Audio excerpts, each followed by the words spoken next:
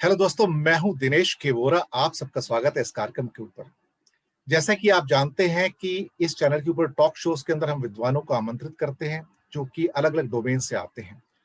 उनसे ज्वलंत मुद्दों के ऊपर बात करते हैं और ये जानने की कोशिश करते हैं कि राजनीति, समाज, अर्थशास्त्र के एरियाज में क्या क्या हो रहा है। हमारा सौभाग्य है कि आज हमारे साथ एक ऐसे ही विद्वान मौजूद हैं, श्री अशोक वानखेड़े। सर, प्रणाम नमस्कार। आपको। नमस्कार। धन्यवाद आपका, आभार आपका कि आपने समय निकाला, इस कार्यक्रम में आए। श्री अशोक वानखेड़े, इनके बारे में थोड़ा सा तारुफ करवा दूं दर्शक मित्रों। ये बहुत वरिष्ठ पत्रकार हैं। भारत की राजनैतिक सामाजिक पृष्ठभूमि को जितने अच्छे ढंग से ये जानते हैं, शायद भारत में बहुत कम पत्रकार जानते हैं। अर्थव्यवस्था की गहन समझ है और इसके साथ ही जो विदेश के मामले हैं, विदेश नीति है, विदेश व्यापार है, उसके ऊपर भी इनकी गहरी पकड़ है। आज ऐसे ही कुछ मुद्दों के ऊपर उनसे बात करेंगे, उनके विचार जानने का प्रयास करेंगे। और मूलतः तो वो महाराष्ट्र से हैं, रहते दिल्ली में हैं अभी, लेकिन दिल्ली और मुंबई का एक कह सकते हैं कि एक संगम है। तो अशोक जी, एक बार फिर से स्वागत आपका। धन्यवाद दिनेश जी। एक तो मैं मेरा सौभाग्य मानता हूँ कि आपके जैसे लर्नेड लोगों के साथ बातचीत करने का मौका मिलता है। अक्सर मैंने देखा कि वो वरिष्ठ पत्रकार का टैग लगने के बाद ऐसे प्लेटफॉर्म पे मैं जाता हूँ कि कई बार मुझे एंकर को भी बताना पड़ता है कि आपका सवाल ऐसा हो जाना चाहिए था, क्योंकि आपने जो सवाल पूछा वो इश्यू है ही नहीं।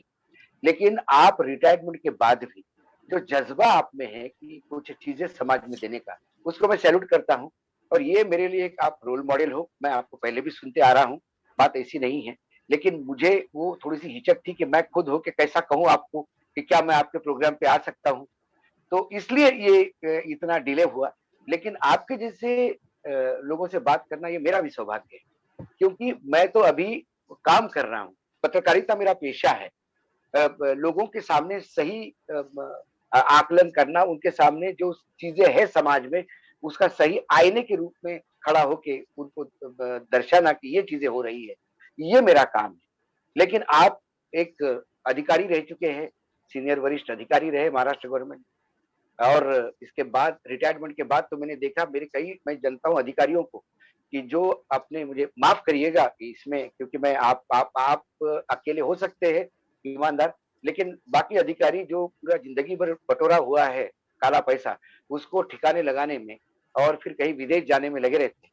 लेकिन ऐसे समय में एक इंसान आज भी पढ़ाई करके नए नए इश्यूज को यदि समाज के सामने लाता है, तो उसके लिए आपको धन्यवाद। ऐसे एक रोल मॉडल में बाकी मेरे कई अधिकारी मित्र को कहूंगा कि रिटायरमेंट के बाद हाथ फुला के मत बैठिएगा, ओरा जी से कुछ ले लीजिएगा। दूसरी बात, जितना प्रेम मुंबई ने ओरा जी आपको दिया, आप दिल्ली से है और मुंबई में आपने अपना कर्मभूमि बनाई और मुंबई के हो गए, मुंबई को उतना ही प्रेम दिया। मैं महाराष्ट्र का हूँ, आपके दिल्ली ने मुझे भी उतना ही प्रेम दिया और मैं अब दिल्ली वाला हो गया हूँ। तो ये कहीं ना कहीं एक ऋण भी आपस में हम चुका रहे हैं, क्योंकि आपका जन्मस्थान, मेरा जन्मस्थान अलग अलग होने के बाद भी आपकी कार्यस्थली और मेरी कार्यस्थली अलग अलग है, लेकिन आपका जन्मस्थान मेरी कार्यस्थली और मेरा जन्मस्थान आपकी कार्यस्थली, ये है विविधता में एकता। ये भी लोगों को जब हम इसलिए बताना चाहते हैं कि ये जो बार बार, खासकर महाराष्ट्र में बार बार north Indian, central Indian, Maharashtrian की बात होती है, उनके उन तमाम लोगों के मुंह पे एक तमाचा भी है कि आपका मराठी दिल्ली में काम कर रहा है और वोरा जी दिल्ली वाले आज भी महाराष्ट्र की सेवा करते हैं, और इससे ज्यादा क्या चाहिए। बहुत बहुत आभार आपका। और हम सभी एक्चुअली देखा जाए तो पूर्णतः भारतीय हैं। सब कुछ हम सबका एक तरह से साझा है। तो ये चूल्हा भी साझा है, बातें भी साझी है, संस्कृति भी साझी है। हमारी मित्रता, हमारे कल्चर, आर्ट, सब कुछ साझा ही है, कुछ अलग नहीं है। अशोक जी, भारत की दशा और दिशा, बहुत दशक देखे मैंने भी, इमरजेंसी भी देखी। उस जमाने में कॉलेज में थे और धीरे धीरे बदलाव आते चले गए, परिवेश बदलता गया। कहीं ना कहीं जो वादे हमारे सामने कुछ वर्ष पहले आए थे, उनको टूटते हुए भी देखा। कहते हैं आईने जब टूटते हैं तो आवाज नहीं होती है, लेकिन यहाँ आवाज भी है और गुंजन भी है उसकी। देश की दशा और दिशा कुछ व्यथित कर रही है। कहाँ जा रहे हैं हम सर? देखिए सर, आप मेरे से उम्र से सीनियर हैं, जब आप इमरजेंसी के समय कॉलेज में थे, मैं तब स्कूल में था।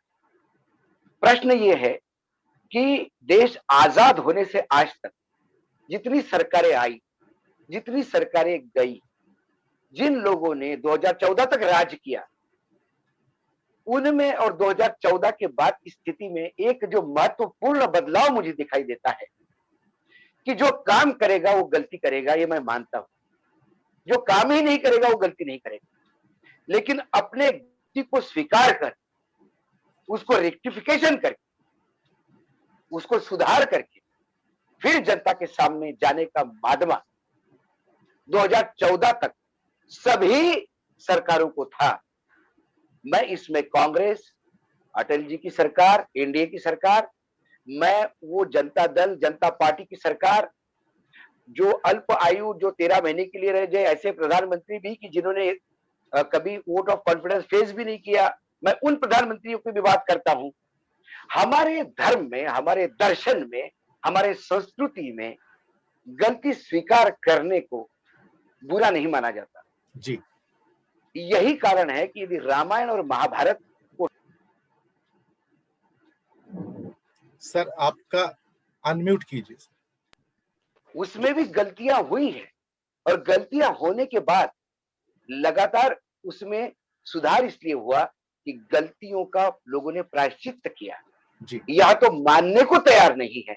जब आप की हुई गलती को मानते नहीं और उसी गलती पे रटे रहते हो, तो फिर सामने भविष्य अंधकार में होता है, क्योंकि वो छोटी मिस्टेक ब्लंडर बन के सामने आती है और उसमें राष्ट्रवाद का तड़का आप देते हो, क्योंकि आपको आपकी गलती को जस्टिफाई करना होता है। यदि मैंने कोई गलत किया और उसको मुझे सही ठहराना है, तो मैं फिर ढूंढता हूं कि इसको सही कैसा ठहराऊं। जब मुझे लोगों का समर्थन चाहिए मेरे गलती को, तो फिर मैं राष्ट्रवाद का तड़का देके, धर्म का तड़का देके, जातियों का तड़का देके उन्हें अपने साथ लाने का प्रयास करता हूं और एक लार्जर देन लाइफ पिक्चर बनाने का प्रयास करता हूं कि मैं ही भाग्य विधाता हूं। और जिस दिन ये बात होती है, उस दिन गलतियों पे गलती होती है। मैं किसी एक व्यक्ति विशेष के बारे में नहीं बात करता, लेकिन 2014 के बाद से लगातार जो डिसीजंस हुए हैं, चाहे नोटबंदी, चाहे जीएसटी हो, चाहे चाइना हो, चाहे कोविड हो, तमाम चीजों पे जो गलतियां हुई है, उसको सही समय पे रेक्टिफिकेशन होता तो शायद जो सपना है कि हम 3 ट्रिलियन और 5 ट्रिलियन डॉलर की इकोनॉमी हो बन सकते हैं, वो सपना साकार करने में कोई बड़ा प्रॉब्लम नहीं। लेकिन वो सपना 135 करोड़ देशवासियों के साथ साकार करना होगा। जब तक उनका पार्टिसिपेशन नहीं है, तब तक ये सपना पूरा नहीं होगा। और वो पार्टिसिपेशन तब होगा जब आप अपनी गलतियों को स्वीकारेंगे, क्योंकि इतना बड़ा देश, ये ऐसा हम बार बार कहते हैं कि यूरोप में ऐसा होता है, चाइना में ऐसा होता है, रशिया में ऐसा होता है, अमेरिका में ऐसा होता है, लेकिन पूरे पृथ्वी पर ऐसा भूखंड, इतना बड़ा सब कॉन्टिनेंट, उपमहाद्वीप नहीं है एक देश जिसमें इतनी ज्यादा विविधता है, इतनी ज्यादा भाषाएं हैं, इतनी ज्यादा संस्कृतियां हैं, इतने ज्यादा धर्म है। तो यहाँ पे हमारे जो महानायक है देश के, उनको, उनके लिए ये चैलेंज बड़ा हो जाता है, क्योंकि सबको साथ चलना ये अपने आप में एक चैलेंज। इसलिए मुझे लगता है गलतियों पे गलतियां दोहराना, यही कारण है कि आज हम इस स्थिति में हैं कि आज किसी को समझ नहीं रहा है। जब सर्वोच्च न्यायालय असमंजस की स्थिति में होती है, जब कोई हाई कोर्ट ये कहे सरकार को बिग बोरो और स्टील बहुत बड़ी बात है, उधार लो, आप कहीं से भीख मांगो, यहां तक तो ठीक है, और स्टील आप चोरी करके लाओ। जब न्यायपालिका चोरी करने के लिए आपको बोलती है, इसका मतलब आप समझ सकते हो कि उस समाज पे कितना दबाव पड़ा है। समाज जब जीने मरने के लिए उस लाइन पे खड़ा है कि मैं कल जी पाऊंगा कि नहीं जी पाऊंगा, फिर वहां चोरी भी जायज हो जाती है, डकैती भी जायज हो जाती है। ये टिप्पणियां सुनने के बाद दिल व्यथित होता है। क्या नहीं था हमारे पास सोर्सेस है, हमारे पास ऐसा नायक है, ऐसा प्रधानमंत्री है जिसको सुनने के और जिसके कहने पे लाखों लोग ताली बजाते, लाखों लोग ताली बजाते। जिसके कहने पे लाखों लोग सब्सिडी छोड़ देते। ऐसा एक जननायक है जिसको पूरा देश प्यार करता है। किस चीज की कमी है, गलती कहां हो रही है, यही विश्लेषण हो रहा है। कल मैं एक कार्यक्रम कर रहा था तो अचानक कोई चीज ध्यान आ गई, सोचा आपसे भी चर्चा कर लूं उस बारे में। 1962 की लड़ाई हुई थी, भारत हार गया था। ठीक है, संसाधन नहीं थे, फौजें तो हमारी बहुत उस समय भी साहसी थी, आज भी हैं। साधनों की कमी थी जिसके कारण हार गए थे। और उसके बाद एक किताब आई थी, हिमालयन ब्लंडर, जेपी दलवी साहब की, शायद आपने पढ़ी भी हो। हाँ, हाँ। मुझे लगा कि आज उसकी ओर जब इंगित किया जाता है और आज के कर्णधारों के द्वारा कि इन्होंने हिमालयन ब्लंडर किया था जिसके कारण आज हमें भुगतना पड़ रहा है, तो हमें ये नहीं भूलना चाहिए कि पिछले 1 साल से वार्निंग आते आते हमने एक दूसरा हिमालयन ब्लंडर किया है जिसकी स्टोरी 2021 में लिखी जाएगी। लिखने वाले जेपी दलवी नहीं होंगे, कोई और होंगे। लेकिन अगर मैं किसी एक दुविधा को या गलती को, इसे मैं ब्लंडर का नाम देता हूं। I regard what is happening right now in India as far as this dealing with the corona is concern, और उसके बाद सरकारें सोती हैं। ये 1962 के हिमालयन ब्लंडर से बड़ा हिमालयन ब्लंडर होगा, 2021 का होगा ये। और ये सेल्फ क्रिएटेड ब्लंडर है, सेल्फ क्रिएटेड डिसास्टर है, और इसके लिए आप किसी को दोष नहीं दे पाएंगे। मोदी जी हो सकता है आज अपने आप में सबड्यूड हो जाएं, लेकिन कुछ सालों के बाद जब उनके भी डाइसेक्शंस होंगे और यही 2021 लिखा जाएगा दोबारा से, फिर कोई एक नया जेपी दलवी आएगा और फिर एक किताब लिखेगा 2021 का हिमालयन ब्लंडर, तो उसमें मोदी जी की कथा जरूर लिखी जाएगी। सर, ओला जी, हमारी एक कहावत है कि इतिहास तुम्हें माफ नहीं करेगा। एक बात कहते हैं, अभी मोदी जी का वर्तमान है सर, इतिहास उनका भी होना है। क्योंकि हर आदमी, हर चीज का जो ऊपर उठती है, सूरज उगता है तो उसका भी अस्त है। ये जीवन की परंपरा है। जन्म देने वाला मृत्यु को पा जाता है। सूरज उगता है तो अस्त होता है, अंधेरा होता है तो सुबह भी होती है। उसी में इनका भी एक दिन अस्त होगा। हो सकता है 10 साल बाद, 15 साल बाद, 20 साल बाद। उसके बाद फिर ये इतिहास में जब जाएंगे तब का वर्तमान लिखेगा कि हमारे इतिहास ने क्या गलती। हमारी दुर्भाग्य ये है कि हम इतिहास को महिमामंडित करते हैं, इतिहास को पूजते हैं, इतिहास को हम शिक्षा नहीं लेते इतिहास से।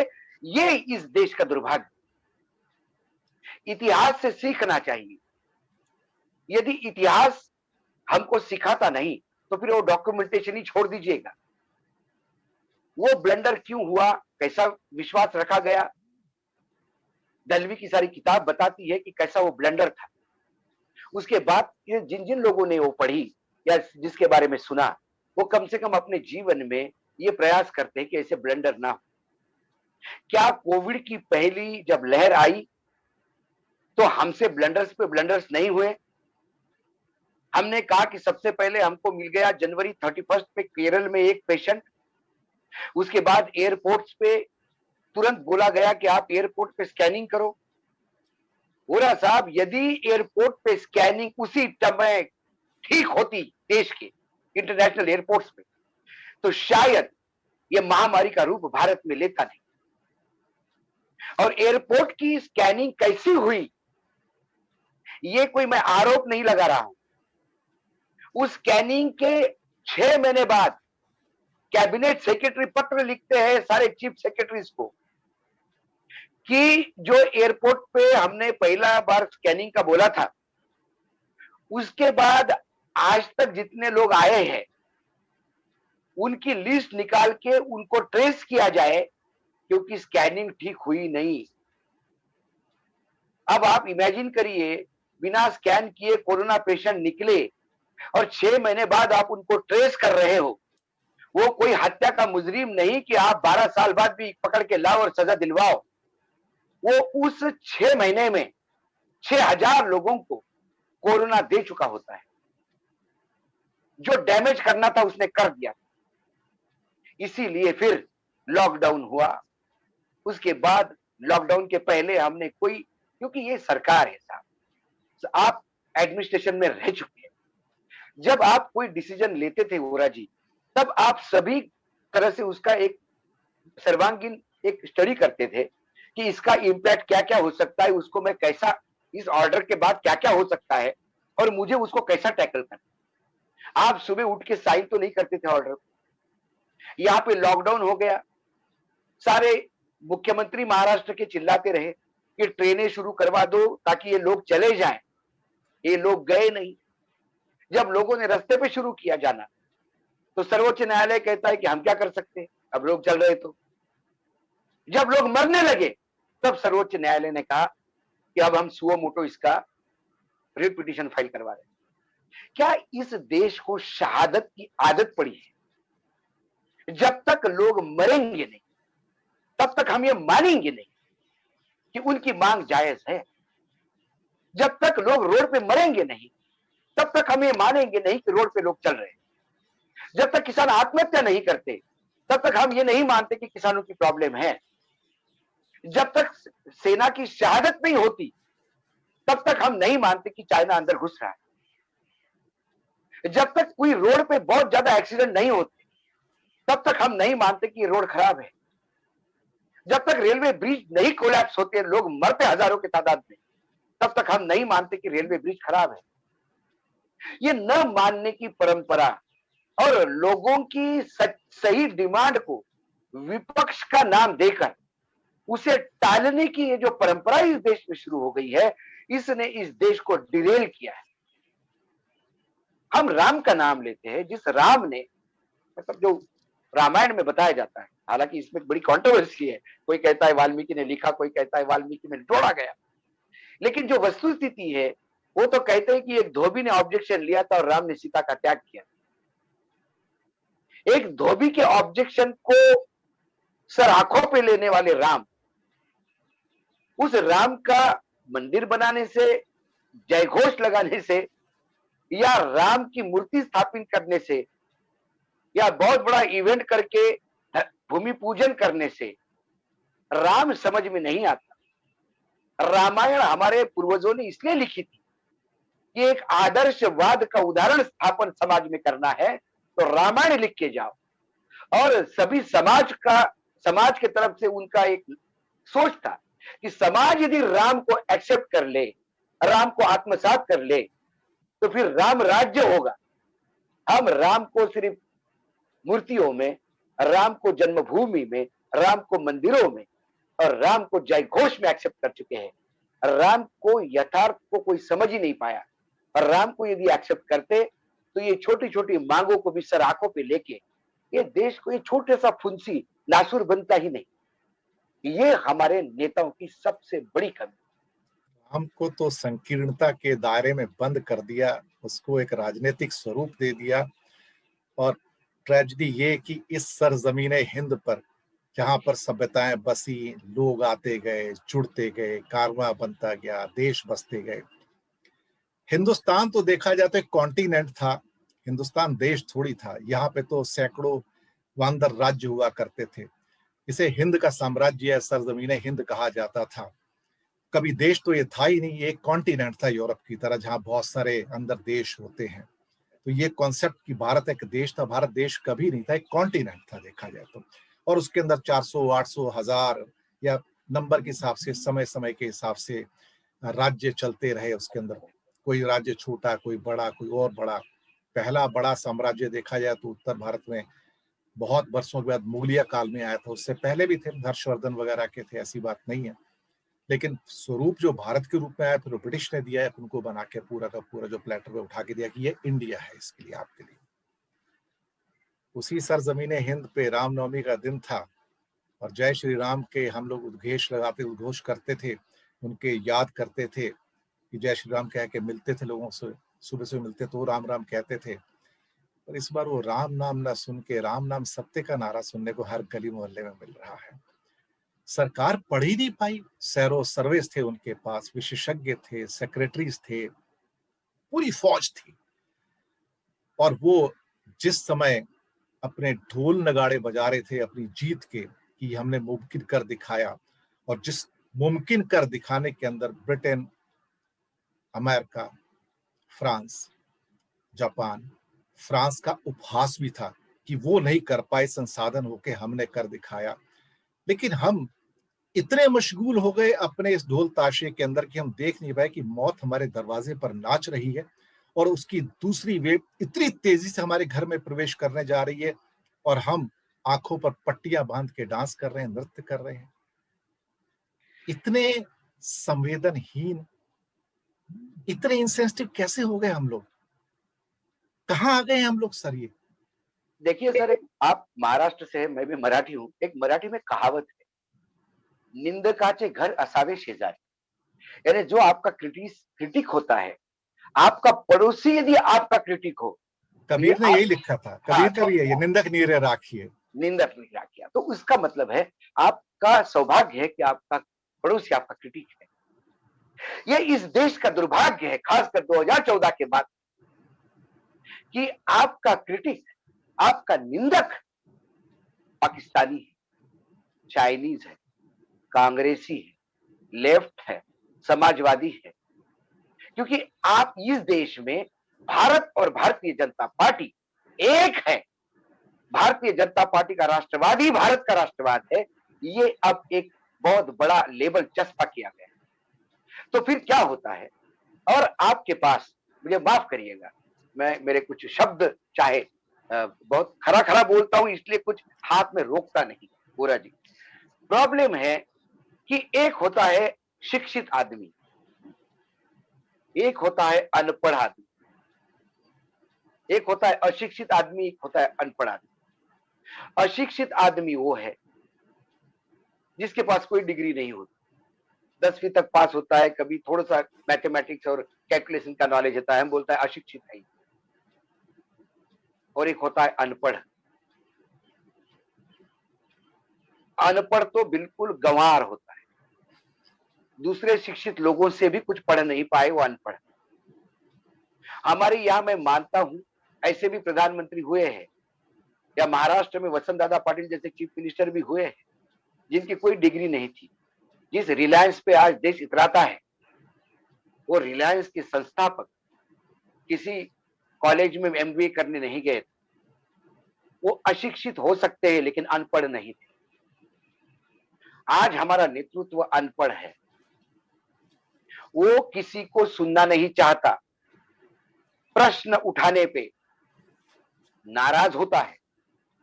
उसने एक चाटुकारों की फौज पाल के रखी, क्योंकि ओरा जी आप एडमिनिस्ट्रेशन में रहे, एडमिनिस्ट्रेशन में अक्सर अधिकारी देखता है एक लिमिट तक अपने ऊपर जो मंत्री है उनको समझाने का प्रयास करता है।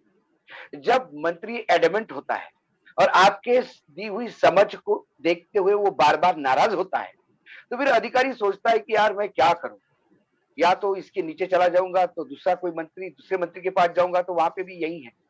तो फिर वो मंत्री अपना काम करने का तरीका बदलता है। मंत्री को जो चाहिए, जिससे मंत्री जी खुश होंगे, वही बात हम बताते हैं।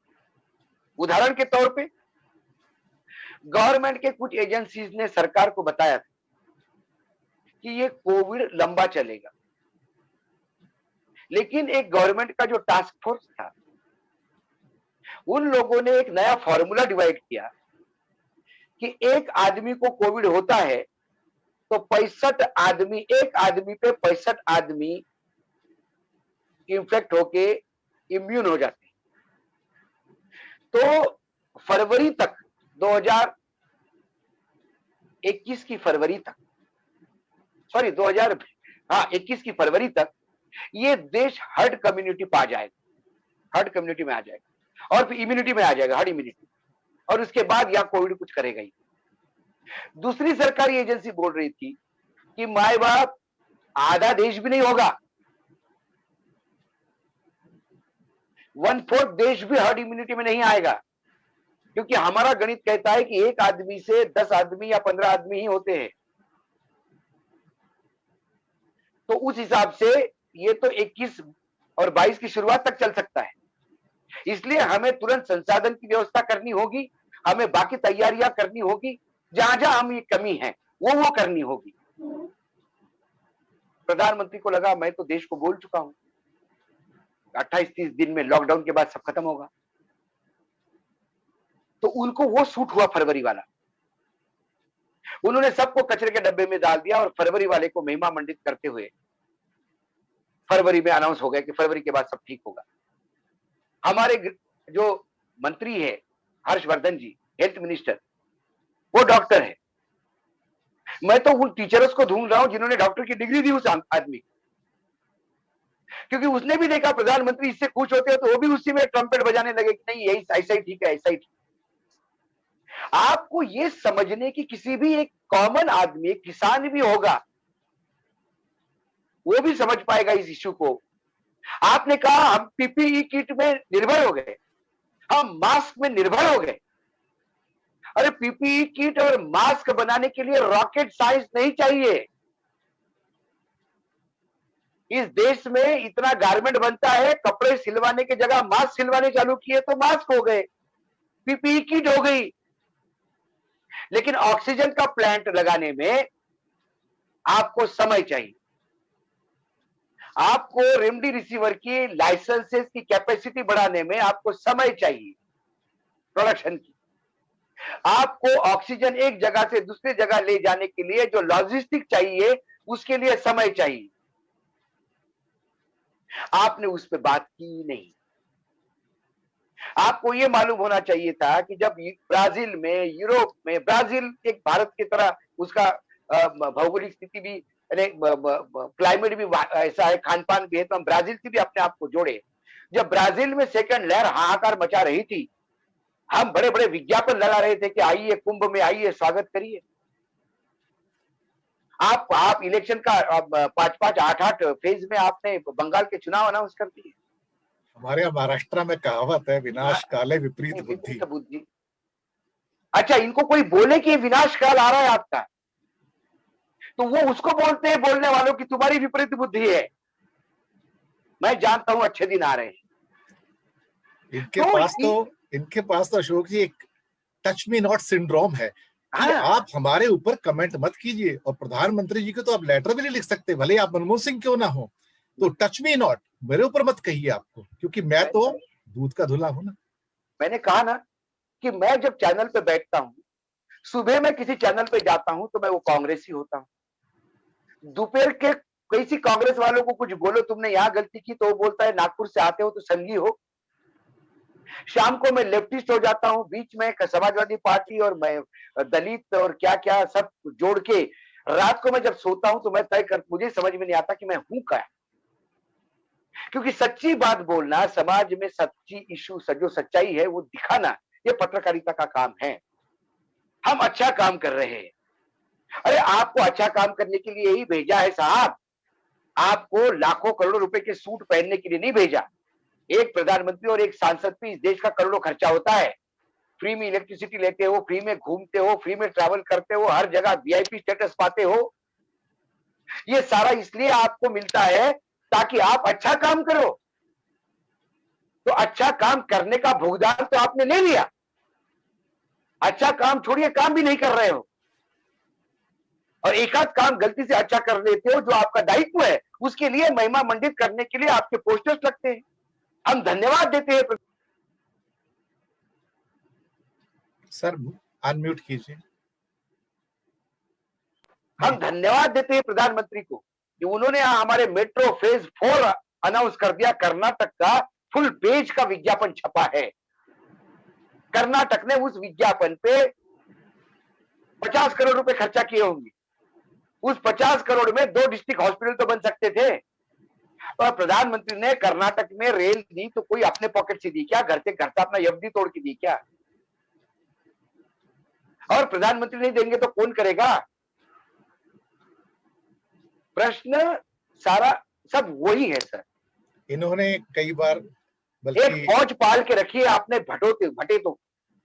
अब ये और वो भाट है, सुबह उठते से, जैसे पहले राजा उठते से ही उनको राज भाट उनके सेवा में लगे रहते थे, ऐसे चरण भाट हमारे यहाँ है। जो प्रधानमंत्री ने गलती से भी कुछ कर दिया तो भी अच्छा है, उसमें भी महिमा मंडन शोधते हैं। मुझे वो लोग भी मिले सर, वो लोग मिले, भूरा जी, हंस के मैं लोटपोट हो गया। जिन लोगों ने मुझे बोला प्रधानमंत्री के भाषण के बाद कि हमारे गांव में भी एक आदमी नाले पे मटका रख के गैस जलाता था। तब मैंने बोला उनको, आपके यहाँ गांव में गैस कब आई?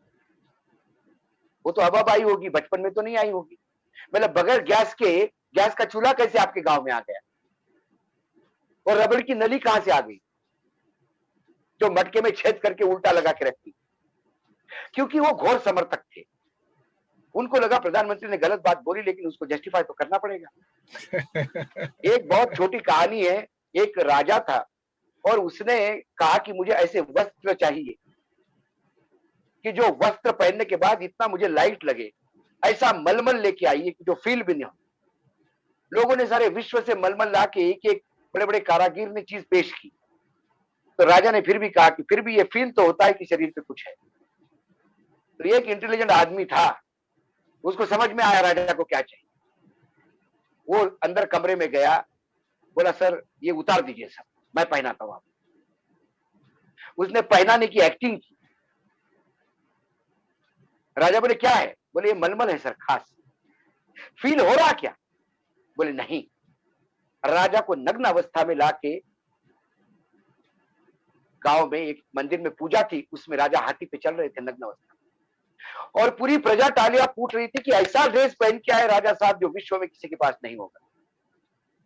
एक अबोध बच्चे ने बीच में बोल दिया जोर से चिल्ला के, अरे ये तो नंगा घूम रहा है। जब उसने बोला ये नंगा घूम रहा है, तब राजा को भी लगा कि ऐसा तो नहीं कि मैं नंगा घूम रहा हूं। उसने महावत को पूछा, वो पीछे जो छत्र चामर जो लेके खड़े थे उनको पूछा, सही सही बताओ नंगा है क्या? बोला साहब वो तो आप पहले से नंगे ही बैठे हो आप। बोले बोला क्यों नहीं? बोला आपने कहा कि ऐसा ड्रेस कहीं किसी के पास नहीं, तो हमको लगा हम कैसे बोले। ये वो जो कहानी है, ये इस भारत में है सर, इसी भारत में है। क्यों? लेकिन हमारे देश का दुर्भाग्य है कि यहाँ वो बच्चा भी नहीं है बोलने वाला। और यदि कहीं गलती से कोई बच्चा बोल देता है तो प्रजा चिल्लाती है, ये विदेश से आया, विदेश से आया, दुश्मनी देश से आया, भगाओ इसको। यह है मुझे हाल। मुझे मुझे याद है, मैं एक काफी बड़े व्यक्ति से बात कर रहा था इसी सरकार के, और कुछ समय पहले की बात है। मैंने कहा आप हमेशा कहते हैं कि 70 सालों में क्या हुआ। मैंने कहा आपसे एक प्रश्न पूछूं, आप तो इस सरकार का हिस्सा हैं। कहते जी पूछिए। मैंने कहा आपके पास तो 30-35 लाख करोड़ का बजट है बोरोइंग्स में लाके। तो बोलते हाँ। मैंने कहा क्या आपको ज्ञान है कि 1947, 48, 49, 50 में भारत का बजट कितना था? वो तो काफी रहा होगा। मैंने कहा आप सरकारी तंत्र में है सर, जरा मुझे इतना बता तो दीजिए कम से कम। वो तो आइडिया नहीं, लेकिन कई हजार करोड़ का तो होगा, लाख का तो नहीं। तो मैंने कहा जब सर आपको इतना भी ज्ञान नहीं है सरकारी तंत्र में होके और इतने ऊंचे ओहदे पर बैठकर, जहां पे आप आदेश दिया करते हैं सबको कि भारत का बजट 300 करोड़ था, और आपको अभी ये भी ज्ञान नहीं होगा कि उसमें सबसे ज्यादा टैक्स किससे आता था उसमें उस समय पहले 3, 4, 5 सालों में। फिर वो चौंके, कहता हाँ हो सकता है। किससे आता था? मैंने कहा पोस्ट एंड टेलीग्राफ से। मैंने कहा आज आपको यकीन नहीं आएगा कि शुरुआत में जो मैक्सिमम टैक्स आता था पोस्ट एंड टेलीग्राफ से आता था।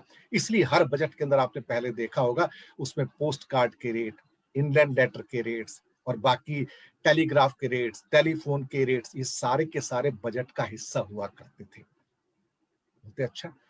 मैंने कहा जिस देश में 99% की गरीबी हो अंडर द पॉवर्टी लाइन 1947 में, भारत के किसी गांव में एक दो को छोड़ के बिजली ना हो, भारत के 80% शहरों में बिजली ना हो, जहां पे भारत की ऑलमोस्ट 95% जनता अशिक्षित हो, गरीब हो, पॉवर्टी लाइन के नीचे हो, 300 करोड़ का बजट हो, सामने 3 करोड़ शरणार्थी बैठे हों, और पूरा का पूरा बंगाल और बिहार बाढ़ से जूझ रहा हो करोड़ों में, आप बताएंगे कि आप क्या करेंगे उस पैसे में? मैंने कहा आपको मालूम है उस दौरान भी जब अब्दुल कलाम आजाद जी हमारे एजुकेशन मिनिस्टर थे, तो उस टाइम पंडित नेहरू ने उनसे कहा था, बात 1950 की है, कि जाओ जरा एक चक्कर काट के आओ, जरा देखो अमेरिका में बड़े बड़े विश्वविद्यालय हैं, हार्वर्ड जैसे, ये सब है, देखो क्या होता है ये इनके अंदर, या कैम्ब्रिज है दूसरी जगह पे दूसरे देशों में है। ये उच्च शिक्षा कुछ करना है हमको, तो आप देख के हो ना सर, 1952 के आसपास आईआईटी स्थापित कर दिया, 56-57 में पहला बैच निकाल दिया, उसके आसपास में 60 में बंबई का आईआईटी आ गया। उसके बाद आज जो सारी पौध आपको नजर आती है विदेशों के अंदर बैठी हुई, जिसके ऊपर आप इंडियन डायस्पोरा बोलते हैं, जो भारत की खेप है, जो भारत की जान है, ये वहीं से निकले थे। और मैंने कहा वही राजकुमारी अमृत कौर थी जिनसे कहा गया था जरा देखो कोई हॉस्पिटल बन सकता है, भारत में तो कोई हॉस्पिटल भी नहीं है ढंग का। तब उन्होंने न्यूजीलैंड की हेल्प लेके पूरा का पूरा all India institute of medical sciences 2 साल में तैयार कर दिया था। तो मैंने कहा जो जज्बा था उनके अंदर, साथ में सरदार पटेल थे, साथ में गोविंद वल्लभ पंत थे, साथ में कृपलानी थे, देसाई थे, लाल बहादुर शास्त्री थे, जगजीवन राम थे, श्यामा प्रसाद मुखर्जी थे, अंबेडकर थे, इतनी बड़ी फौज थी। और ये कहते हैं कि कांग्रेसी करप्ट थे। मैंने कहा ये पहले 15 साल के जितने कांग्रेसी थे ना, इन्होंने इस भारत की नींव रखी है, इसका इंस्टीट्यूशंस बनाए हैं, इसका बेस बनाया है। और जब आप उनको गाली देते हैं ना, तो उनको भी गाली देते हैं। अगर आपके पास 300 करोड़ होते और आप 1948 से प्रधानमंत्री होते, तो आपसे मैं मुड़ के पूछता था कि आपने क्या किया, क्योंकि उन्होंने जो किया वो बहुत बड़ा किया है, जो आप आज भी नहीं कर पाते हैं। मन व्यथित होता है, आपसे बातें बहुत करनी है, लेकिन पूरा अर्थव्यवस्था जी, की बहुत एक लंबी एक बात एक करनी है, आपको एक शायद बात कहीं बताऊं, जाना भी है। जी एक सर। बात आपको बतानी है। जिस सज्जन को आपने ये सारे नाम गिनाए, शायद उस सज्जन ने बाद में किसी को पूछा होगा कि ये लोग है कौन, उनको नाम तक मालूम नहीं। आज मैं इनकी भाषा में इनको ही कहता हूं।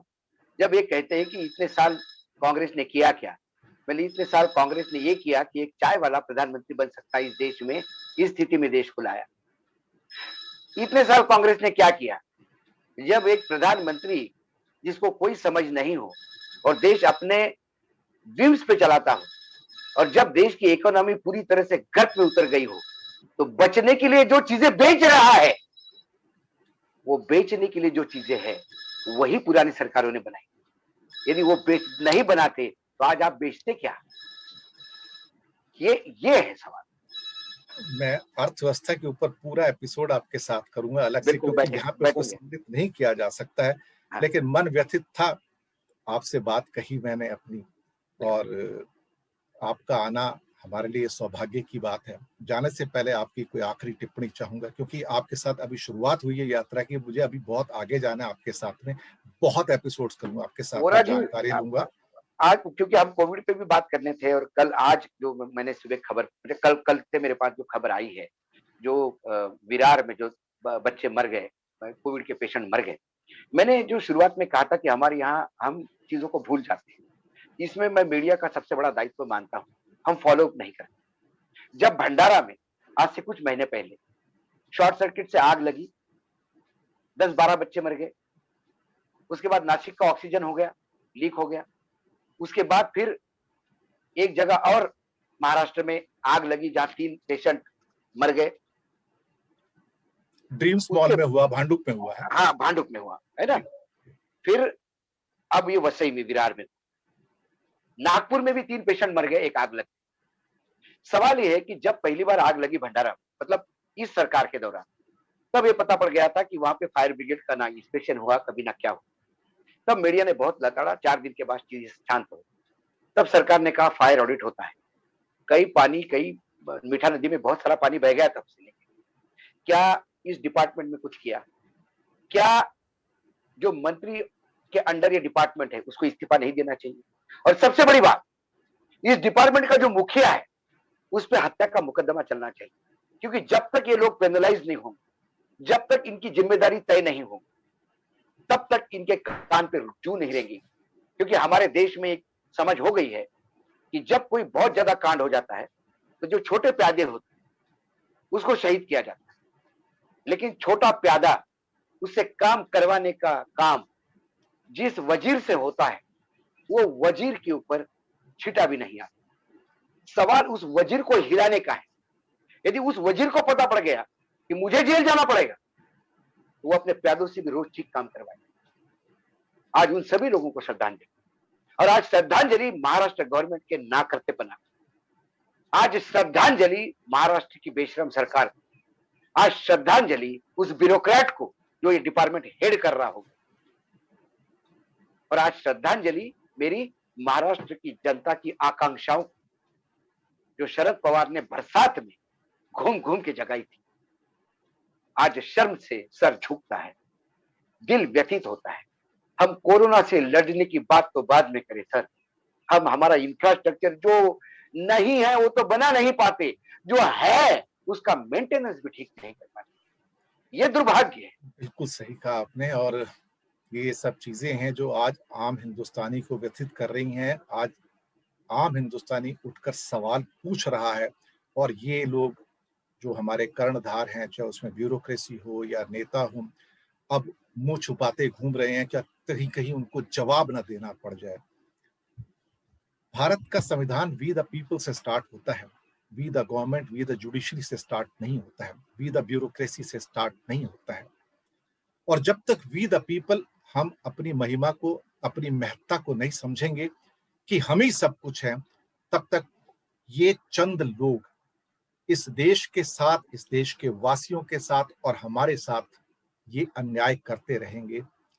ये आपको ध्यान रखना है कि आपको पाइड पाइपर का रैट चूहा नहीं बनना है, आपको ब्लाइंड होके उनको फॉलो नहीं करना है, आपको अपनी बुद्धिमत्ता का उपयोग करना है। पढ़े लिखे हैं, समझदार हैं, पोटेंशियल है, टैलेंट है, बड़े बड़े आप वैज्ञानिक हैं, मैनेजमेंट के लोग हैं, अपनी बुद्धि का इस्तेमाल कीजिए, विवेक का इस्तेमाल कीजिए और देखिए देश कहाँ जा रहा है। क्योंकि अगर आप अपने विवेक का इस्तेमाल करना बंद कर देंगे तो ऐसी ही सरकारें आएंगी, ऐसी ही व्यवस्थाएं आएंगी, और इसके बाद भी कोई दूसरी पार्टी वाले आएंगे, वो भी यही लेकर आएंगे, और इस व्यवस्था को चुनने के जिम्मेदार भी आप ही होंगे। तो जनता, ये आपके लिए भी एक तरह से कहा जाए तो फैसले की घड़ी है कि आपको कहाँ जाना है।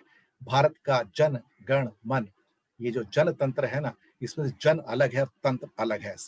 इस तंत्र में गण का काम नहीं रह गया है। कुछ खास लोग हैं, सिर्फ उनका काम है। गण इस तंत्र में गौण हो गया है। मैं आपसे ये कहना चाहूंगा, अपने आप को गौण मत होने दीजिए, वापस लेके आइए। इन्हीं शब्दों के साथ अशोक जी का मैं करूंगा धन्यवाद। उन्होंने समय निकाला, मेरे साथ आए, और मैं इस वादे के साथ दर्शक मित्रों फिर वापस आऊंगा अशोक जी के साथ, फिर एक दिन नए मुद्दे के साथ, और इस बीच में और मेहमान भी आएंगे ज्वलंत मुद्दों को लेके। हमें दीजिएगा आज्ञा, फिर मिलते हैं बहुत जल्दी आपसे। बहुत बहुत धन्यवाद आपका।